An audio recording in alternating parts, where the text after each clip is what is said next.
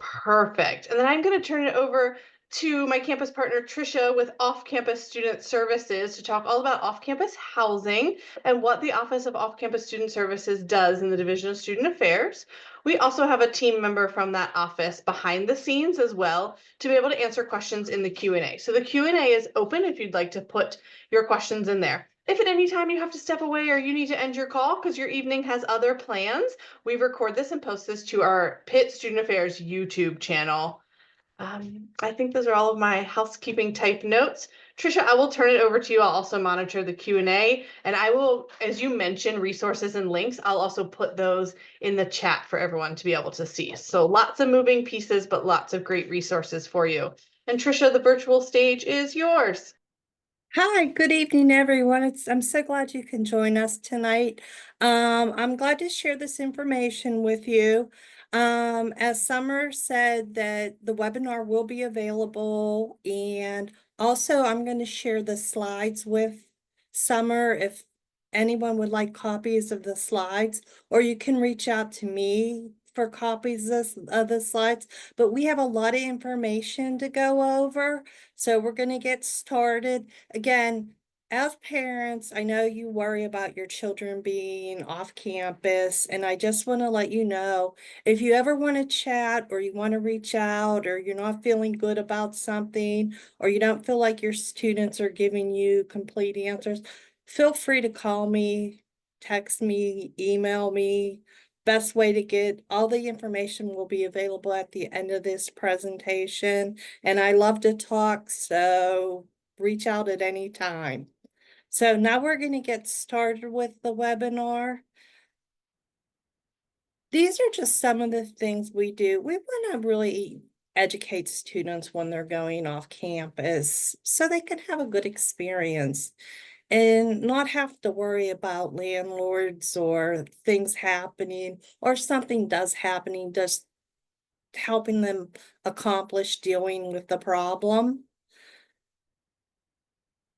And just to make good choices with your apartment, who you're running from, the roommates you choose, and just becoming knowledgeable renters and assisting students in gaining to help problem solve if anything should come up with their landlords or roommates.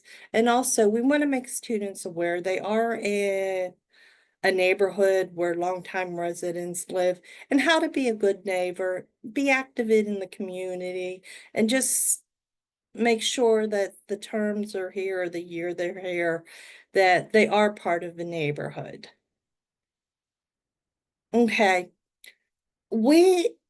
A few years ago, we partnered with Rent College Pads. We have an off-campus marketplaces where a lot of landlords list properties. There's apartment listings.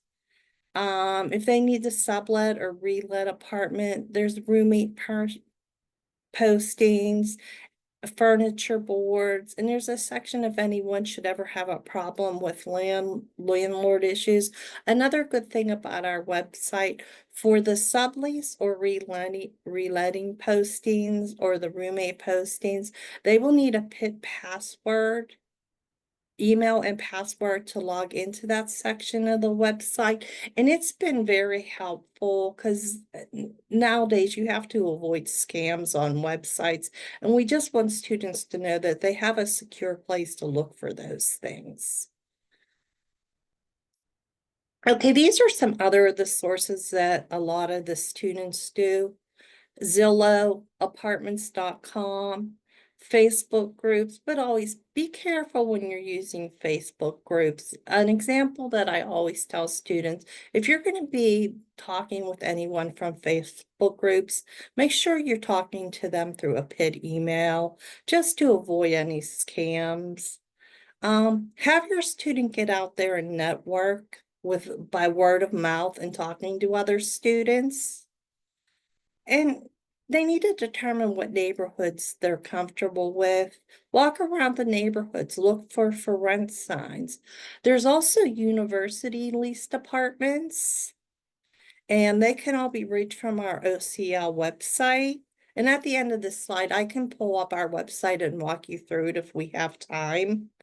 And the Pittsburgh Trisha, not to interrupt you, I'm sorry. I did just put the OCL website in the chat, but if you are advancing the slides, we are not seeing them. I am advancing the slides. You're not seeing other resources right now? We're not, no. So I wanted to troubleshoot that quickly. And thank you. A couple people pointed it out in the Q&A. I appreciate that.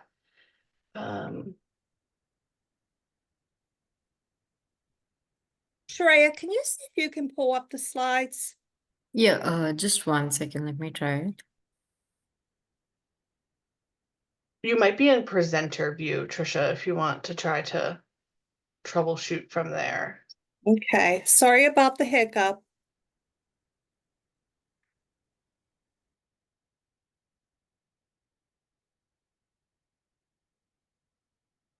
Can you see it now? No, it's still on that first slide. It's still on like your main title slide.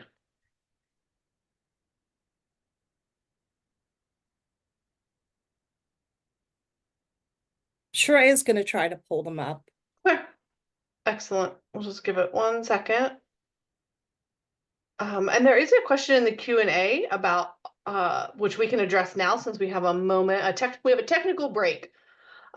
Can you provide information regarding student parking off campus? Student parking off campus, it's depending. The university does not offer things. It's just the apartment building and on-street parking, and we'll get to that in a later slide. Oh, perfect. There we go. Shreya, that looks great. It looks like we are on the what we do slide. Trisha, can you see those? Yes, I can. Can you go to the next slide, please? Okay, this is Rent College Pads. As I said, we've partnered with them a few years back, and this is a site that's maintained by the University of Pittsburgh, and there's apartment listings on there. We have sublet or reletting postings, roommate postings, furniture boards, and landlord section. A great thing about this part of our website is for the student's safety and to avoid scams, you need to log in with your Pitt email and password to get into the roommate and sublet section of the page, which I think it's very important. Next slide, please. Okay, these are some other resources that we tell students to look at. Zillow, apartments.com, Facebook groups, but always be cautious when using social media sites.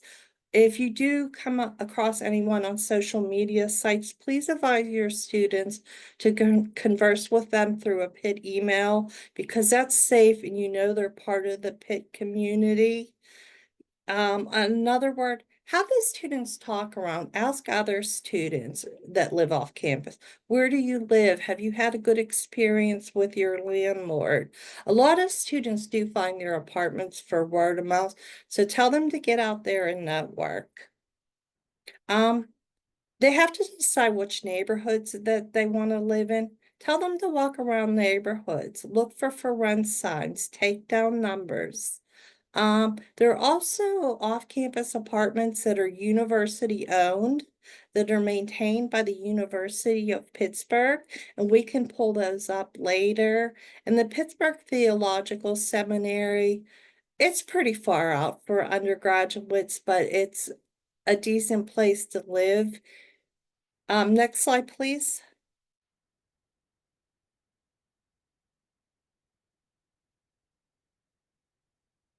Okay, I just wanted to bring up, this is looking for off-campus housing as an international student, just in case we have anyone who's an international student. And Sherry, could you please cover this part of it, please? Yeah. Am I audible? Yeah, we can hear you. Yeah. So as an international student, I would say because we do not have a social security number. So when the landlords ask for identification proof, we are supposed to give our I-20 and then copy of our passport. So be careful if, as an international student, when you give a copy of your passport to your landlord, make sure that that the person whom you're sharing with isn't like you don't have doubts about it. Also, beware of scams. It is better to find properties through college pads or Zillow and not through social media, because sometimes it's easy to scam through these platforms. Also, something that is important to note is to know that the security deposit is usually around 1 month's rent, or sometimes it could be 1.5 times the rent. So if you see that the security deposit is greater than that, then that is a red flag. And for international student, I would say that like since if you're not in Pittsburgh in person to see the place, it would be helpful to ask the landlord to uh, allow uh, touring of the place, like through a video tour, or if you have any contacts in Pittsburgh, to ask them, request them to go and see the place before you sign the lease, because then you have more idea to understand how the place is. And I think the best advice that being an international student I could give is just connect with people who are there in Pittsburgh and with international student communities, so that you have an idea of where they stay and they can help you out. Thank you. Next slide, please. Okay, I just want to pull up some red flags when you're looking for apartments. I always suggest students, if you're unable to see the apartment, don't rent the apartment. A physical tour is the best way to go. I know it's not always possible, and sometimes you have to do like a video tour, but make sure you're doing some sort of tour so you can see actually what the apartment looks inside, outside. If a student's local, have a couple friends walk past late at night, not late at night, but later in the evening, to see what the neighborhood looks like in the evening. Is there a lot of people hanging out, a lot of students, just to get a feel for the neighborhood. Another thing is, uh, when the landlord won't show you the exact unit you'll be renting, they'll say, we'll show you apartment number 2, but number 4 we can't show you. You want to tell the student to look for the exact apartment they'll be seeing. This is really important. If you have a difficult time reaching a property manager or owner, like say after you've talked to them several times about an apartment you're interested in, that's sort of a red flag saying, hey, what if I have a maintenance request and it's an emergency and I can't reach them? Another thing, you're rushed during the showing of the appointment, like they rush you through, they won't answer your questions. That's another red flags. Property managers or owners that won't take the time to answer your questions. That's another red sign. The building's not well kept. This is an important one. Everybody always comes and say, I want a cost-efficient apartment. I want to pay $400 a month. If the price or money's off seem too good to be true, it usually is. Avoid eager or pushy landlords. They're aggressive, saying you have to sign now, you have to put a security deposit down now. Don't do that. And please advise your students never to put down a security deposit until you see an actual copy of the lease. A lot of the landlords around Oakland will say, well, you have to put a security deposit down to hold this apartment. And they haven't even looked at the lease yet. That's such a big red flag, and I wouldn't do it, because if they decide hey, one of these people can't live here, and you've put down and you change your mind, the landlord can retain the security deposit, unfortunately. And just tell them, don't rush to sign a lease. There's always apartments out there. There's always apartments, even if it's getting late in the season, which it is. There's always people that cancel. You will find some place to live. Next slide, please. Okay, these are the general neighborhoods around the University of Pittsburgh.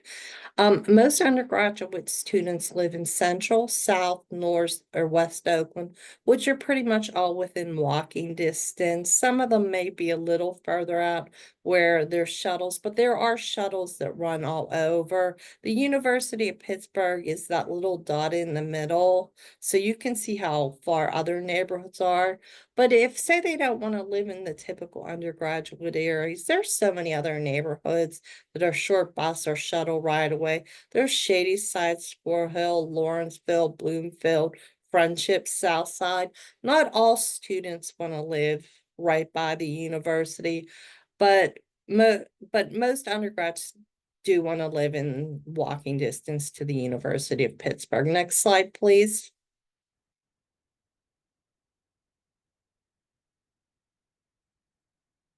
Okay. This is the average price index tool according to what's listed on our College Pads page. And this is what most of the runs have come in for a studio, for a 1 bedroom, sharing a 2 bedroom. This is the breakdown. This is just a brief cost of what things cost. But as you know, in this area, it's depending on what you get, how many people you get in an apartment building, what amenities you have. Rents vary very much from what you need. Next slide, please.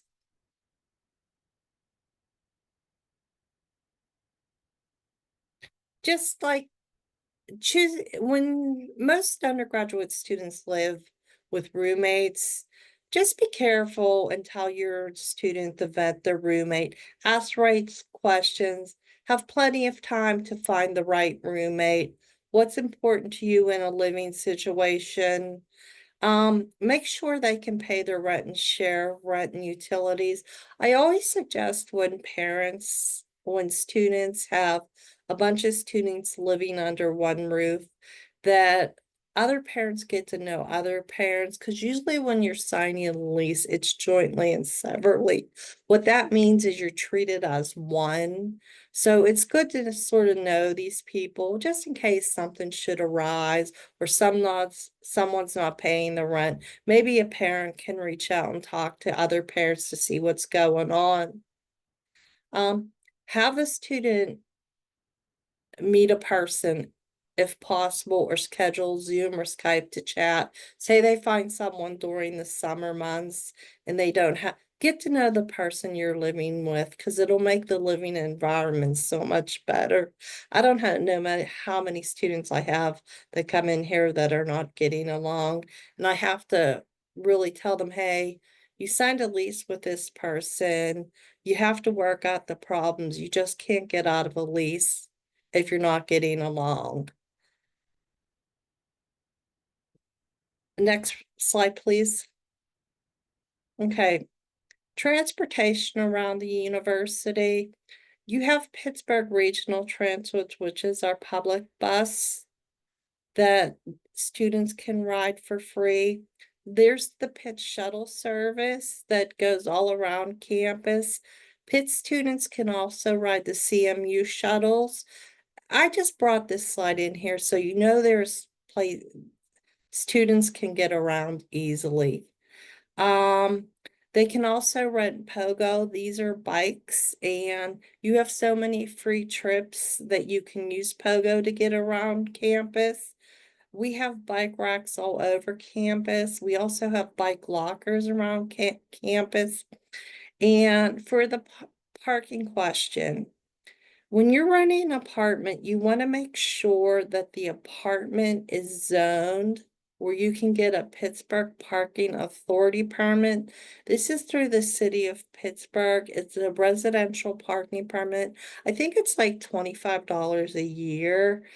And this is the website I suggest you visit to get some feel, because most of the apartments in South Central, North and West Oakland, there's not a lot of parking options. And finding like parking in a parking garage and stuff, there's not that many of them around. So please really think before you rent an apartment where to ask the landlord where parking's at. If you could get a parking permit, in some areas you're not able to get a parking permit, and they'll only issue so many parking permits. Say 3 to 4 people move into an apartment and all 4 people want a parking permit. Sometimes they will limit that parking. So make sure you check into that in advance. Next slide, please. I just want to go over some off-campus safety tips. I suggest parents talk to their students about, hey, you're not at home. Make sure all doors are locked. Make sure your landlord changes the locks from previous tenants when moving in. Bring valuables home during winter breaks and stuff, jewelry, small things. Um, don't let strangers inside the apartment, even if a landlord sends a representative. You want to call and verify that with the landlord. Going away during the spring break and the fall break, make sure the mail is held at the post office and all your packages. You wait to have all your packages delivered. Secure all windows. During the winter, make sure your air conditioning units that you put in your windows are removed. Utilize outdoor lighting if available to ward off criminal activities. I'm not saying this stuff happens. Overall, I think Pitt's a safe area, but crime does happen. We are in a city area. And install ring cameras on the door. At off-campus student services, we also provide students with 3 window alarms if they would like to have window alarms. Consider smart plugs. That's another option. And again, we have the magnetic door alarms available to Pitt students in our office. Next slide, please. I just want to go over some of the basics. When you're renting an apartment, you're going to have to fill out a rental application, and 90% of the time, the parents or guardians are going to ask to be guarantors. And this is before you sign a lease. A lot of students think signing a rental application is signing the lease. A lease is a long legal document. And make sure that you read and you understand the document fully. It's attempting for them just to skim through the lease, and they miss a lot of important things. I also want to advise parents that a service is available in our office that someone will go over the lease with you and read through the lease. And we do have appointments available for when students want to do that. As I said, cosigners are usually required. I want to specify this again, jointly and severally. When you're signing the lease, even if there's 2, 3, 4, 5, 6, 7 people on the lease, you're really one person. If someone leaves and is not paying the rent, you could be held liable for that person who's not paying the rent. And there are occupancy limits in the city of Pittsburgh. You're only supposed to have 3 unrelated people living in a single family dwelling. If anyone has any questions about that, you can reach out to me. Next slide, please.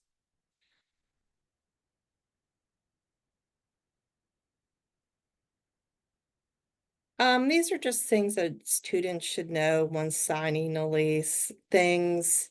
I just want to bring it up. I'm the person who reviews leases at the University of Pittsburgh, and I'm seeing a lot of stuff come through, like students are responsible for changing furnace filters, shoveling sidewalks during the snow, little fines. I just want you to make sure all this stuff is covered in the lease, like carpet cleaning fees. The fees in these leases are getting quite ridiculous. And just make sure that you're reading the lease very carefully. Next slide, please.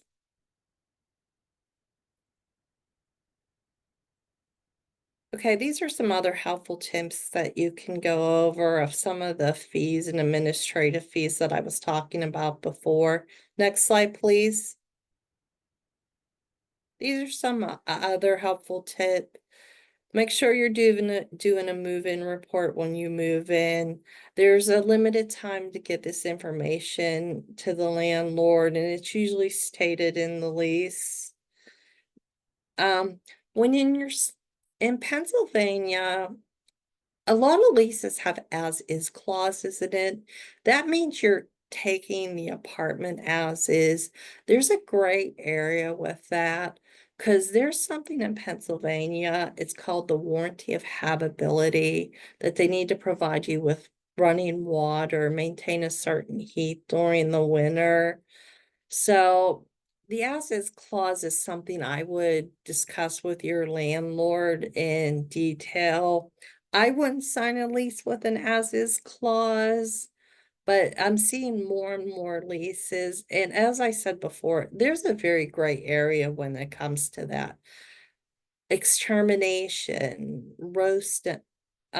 pest infestation, that you have to have running water, adequate heat. There's a whole list of things that we could go over, but we're on a short time frame. And again, if anyone ever has questions, I'm available. Just call me.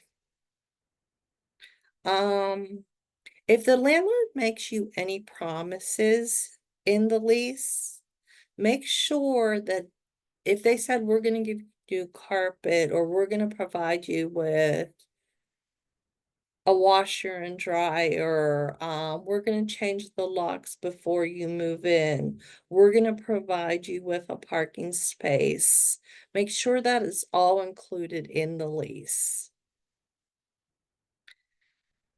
Okay, when you're signing a lease, as everyone knows, it's a legal binding document, and 9 times out of 10, it's really hard to get out of a lease. Another thing is you have to walk out. There's a certain times in leases that you have to let the landlord know if you'll be renewing, and usually it's very early. You have to pay very close attention to when you have to let the landlord know if you're renewing or not, because in some leases you have an automatic renewal clause, and a lot of students don't realize that. It's really important. Okay, make sure the landlord is required to give notice prior to entering the residence. In Pennsylvania, landlord can enter your apartment anytime if they deem it an emergency. Um, the It is usually required that the landlord gives you 24 hours notice before entering your apartment to show to prospective tenants, etc. Sometimes it'll state in the lease that will give you adequate notice. You want it specified in the lease. You want 24 hours notice before entering the residence of a student. Next slide, please. Um, Renter's insurance, I highly recommend it that people look into renter's insurance before renting an apartment. I'm seeing a lot more leases now that it is required. So think about that before renting an apartment, and that's usually specified in the lease if it's required. Next slide, please. Okay, these are just some little things before the movie. It should say move, I'm sorry. That all lease payments are up to date. Utilities are set up before you move in. Plan for parking when you're coming and moving in, where you're going to park a vehicle. A lot of the side streets in Oakland don't have a lot of room to park, and you only have so much time to park when you're moving in. So make sure you plan for your parking. Picking up keys. A lot of the leases that come through my office, there's specific times that you can pick up your keys. If you're moving into one of the bigger buildings in the area, make sure you're booking the freight elevator if required. And always when prepare your move-in supplies like cameras, screwdrivers, nails, cleaning supplies, paper towels, toilet paper. Make sure, as I specified before, make sure you know what's going on with your move-in report, how many days you have to get the move-in report. Next slide, please.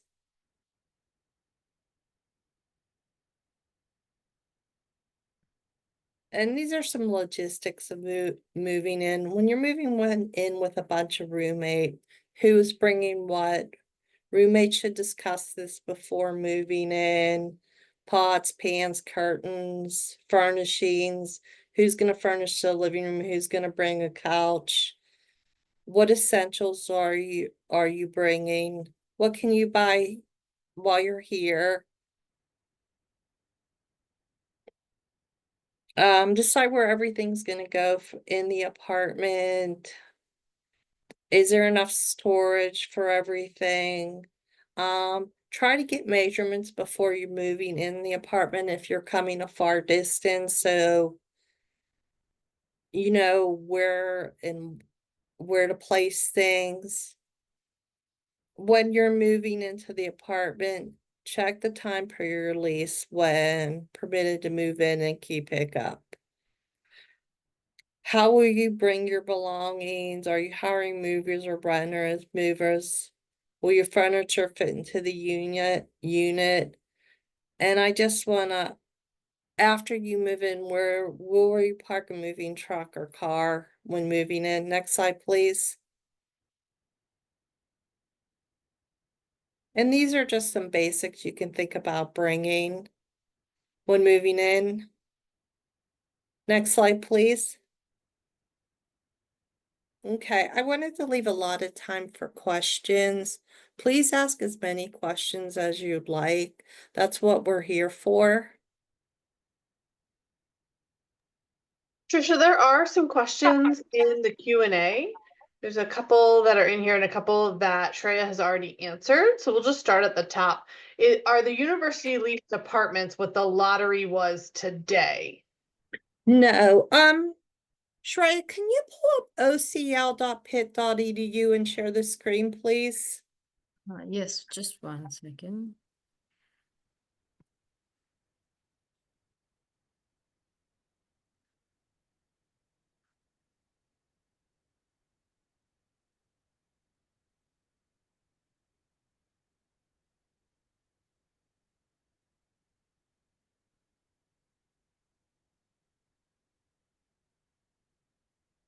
Yeah, is it visible? No, let me see if I can share it. Yeah, it is. It Here was we go. picking up. There it Thank is. you. Okay, I can let you know a little bit about university owned. Shreya, can you go under apartment search, please? And go under university owned apartments. Okay, these are university owned apartments. Page down a little bit, please. These are the buildings that Pitt owns, Residence Inn on Bigelow, College Gardens, Hyacinth Place. A little further down, please. The Mayflower and the Shirley Apartments. Can you page up a little bit, please? Page up a little more.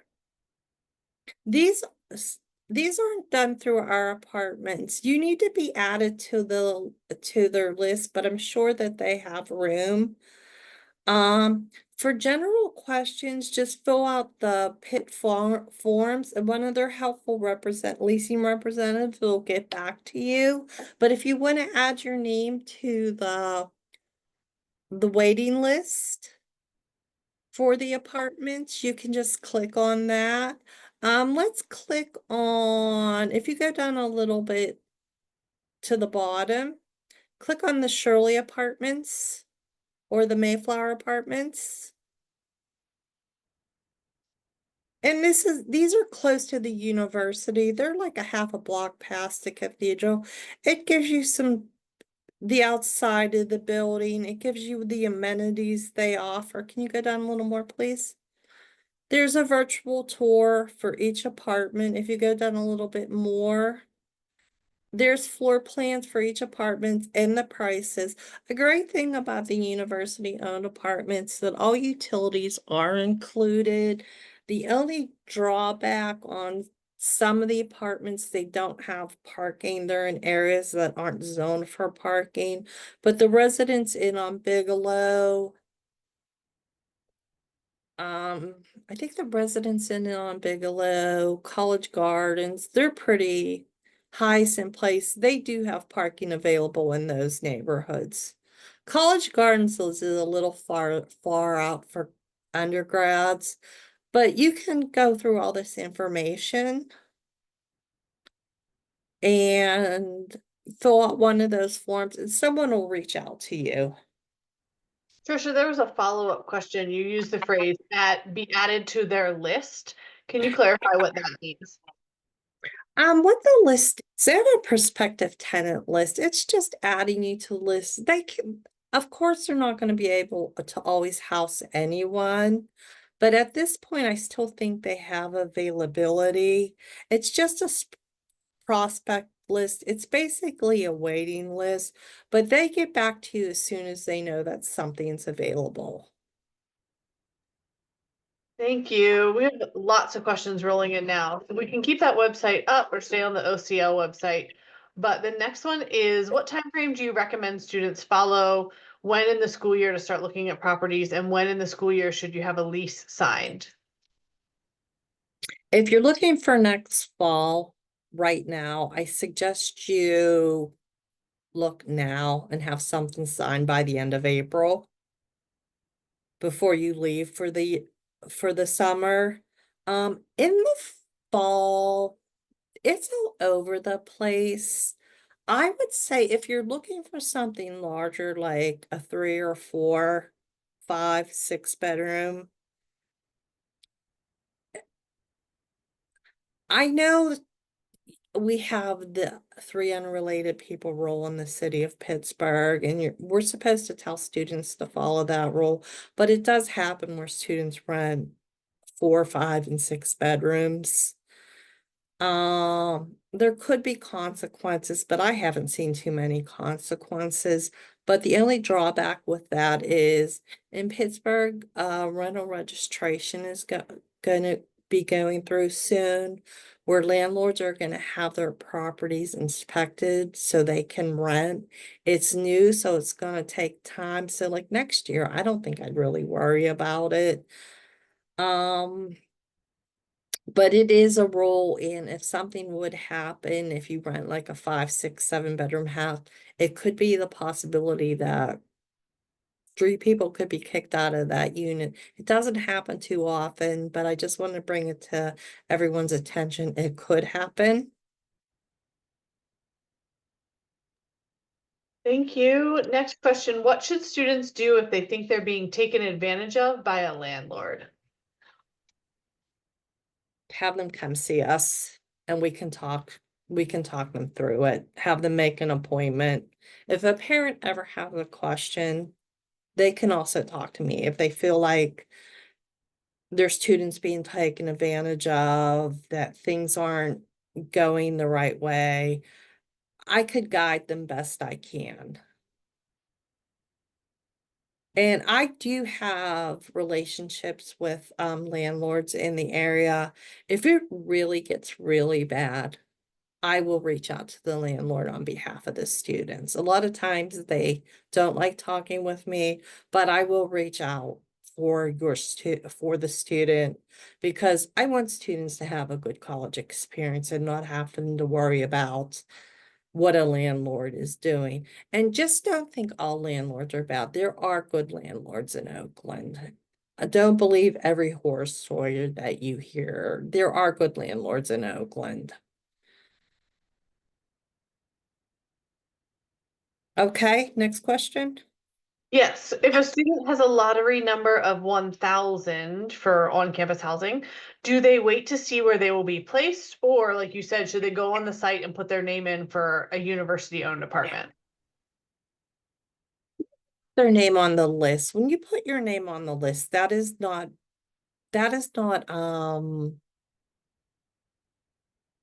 that's not binding you to anything. It's just putting your name on the list. You can always tell them that I've decided to stay on campus and I wouldn't be interested in the apartment when they send you an offer. Okay, that's helpful. We have two questions in the Q&A. I'm actually not sure if you'll be able to answer these, but they're, sorry, I'm getting some echo on my end, sorry. They are both about seniors getting on campus housing and what are their chances about for senior students living, because the guarantee is only for 3 years for on-campus housing. What are their chances of getting on-campus housing as seniors? And if that's not a question you can answer, I can put a resource in the chat. Yeah, I would send them over to Panther Central to ask that question. Their name is going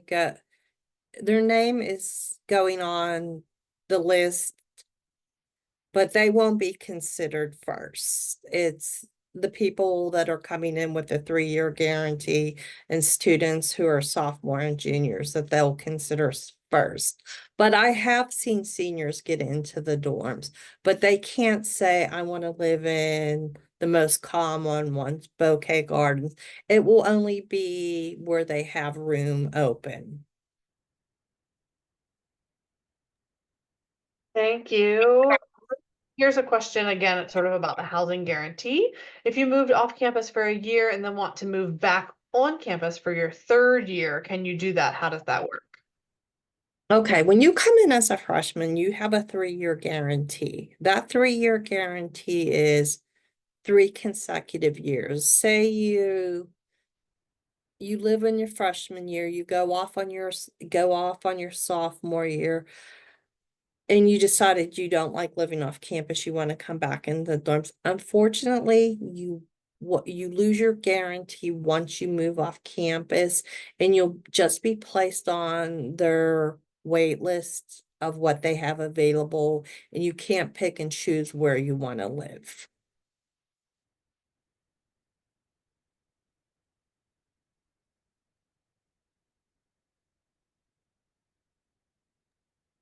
Thank you. Those are all of our active questions right now. We'll keep the Q&A open for a few minutes.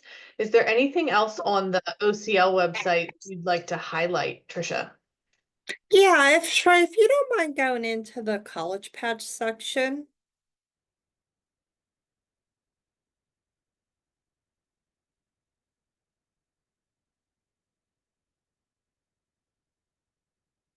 And go under apartment search and college pads and bring up the college pads website. You can go under listings.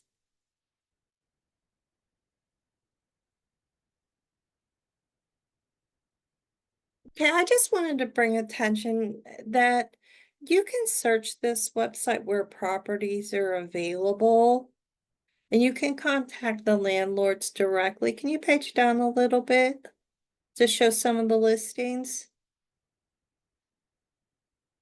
And you can search by neighborhoods, prices.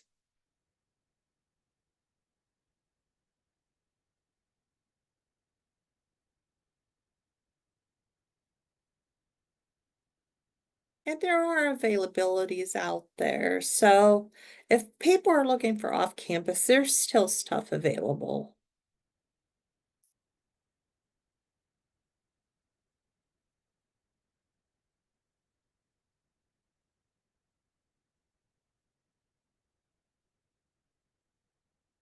And you can show how like the roommate is like the roommate and sublease are password protected.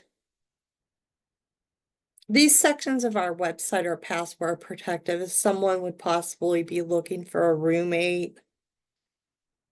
And they would only be Pitt people. And it goes into like specifications if you're a man, a woman, age. So that's a little helpful too.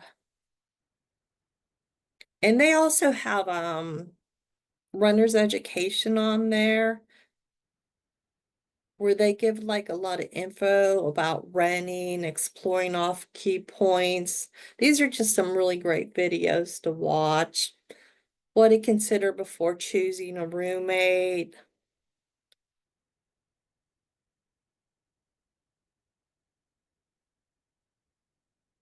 There's a furniture board if you want to post anything.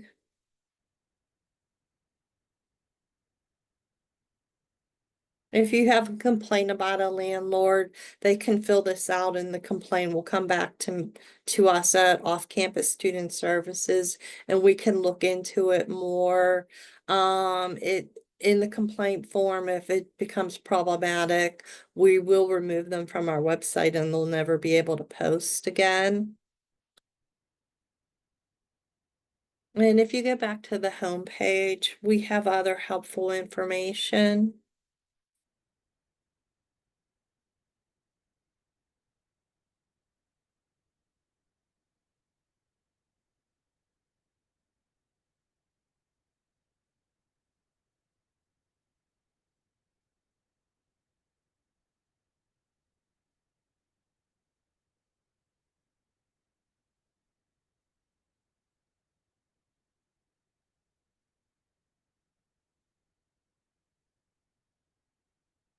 And there's things on our website, on our apartment search about like renting, what to look for. Another thing I want people to take into consideration, when you're moving into an apartment, you're gonna pay utility because it's very hard to find an apartment with all utilities included. That's why I brought up the University of Pittsburgh apartments. Um, I'm seeing that landlords are billing for water and sewage. I'm seeing landlords that are billing for garbage, which I don't think that's right. Billing for utilities is a ball game that I wouldn't get into. It's not, you need to know how much you're using on your separately metered apartment. A lot of these students are moving into these apartment buildings with, say, 10 units, and you're responsible for paying water and sewage. And the landlord bills you for water and sewage. They'll give you a flat rate of like $5.50 to $100, saying that each tenant needs to pay this much. And the reason why landlords do that is because if you don't pay your water and sewage bill in the city of Pittsburgh, they will put a lien on your property. And how do you know what you're actually using? And if you go over a certain amount of water for the building, the landlord's gonna bill you, even if you're not overusing the water. It's just like a really strange situation to get into.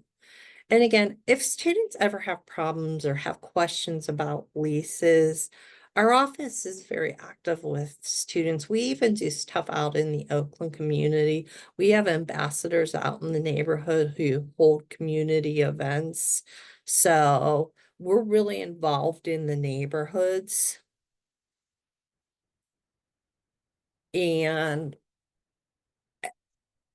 if anyone ever has questions, please just reach out to me. I mean, if a student has trouble with the lease, it's you don't understand something in a lease, please reach out to me at my phone number or email me.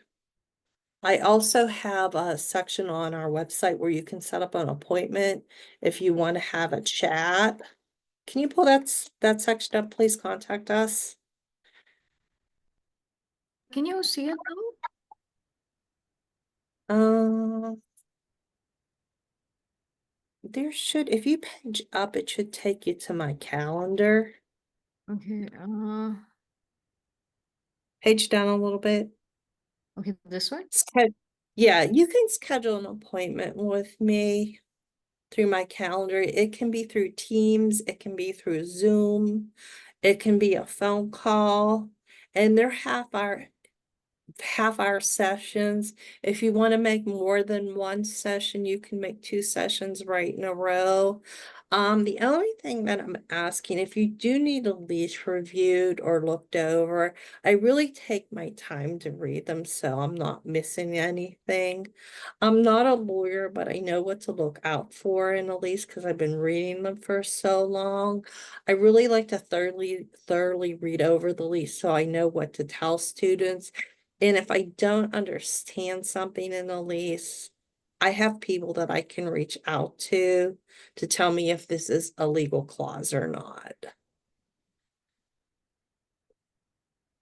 Do we have one more question in the chat? Yes, it just came in. What percentage of students who are on the waiting list for university-owned apartments get accepted? That's a very hard question to answer because it's depending on how many people are renewing their lease. Sometimes they could have a lot, sometimes they could have very few. It's all depending on the year. I used to work in university-owned apartments. That's how I sort of know about them. But again, that form that I showed you, if you have any questions, just reach out to that form on that form from the website. And their leasing coordinators are great on emailing you back. They get back to you very quickly. And again, if you have any questions about university-owned apartments, you can also reach out to Panther Central. You want to specify university leased apartments off campus. And they can also answer questions about the apartments. Excellent. Trisha, thank you so much. There's lots of contact information in the chat, and you can also email parents@pitt.edu. So that's with an S at pitt.edu to request slides. Okay, and these slides will be available. I'll send them over to Summer tomorrow, and hopefully she can post those on our website if that's not a problem. We'll be able to send them as people request them. They won't be able Okay, to that's perfect. website. Yeah, but the recording will go on the Pitt Student Affairs YouTube channel. Okay, that's perfect. Thank you very much, everyone, for coming. Again, I want to say that if you have any questions, I'm here for you. I'm here for your student. Reach out to me. I don't mind talking with parents. Any questions about off campus, if you can't get in touch with someone about university-owned apartments, I'll try to help you. And everyone have a great evening. Thank you, Trisha. Thank you.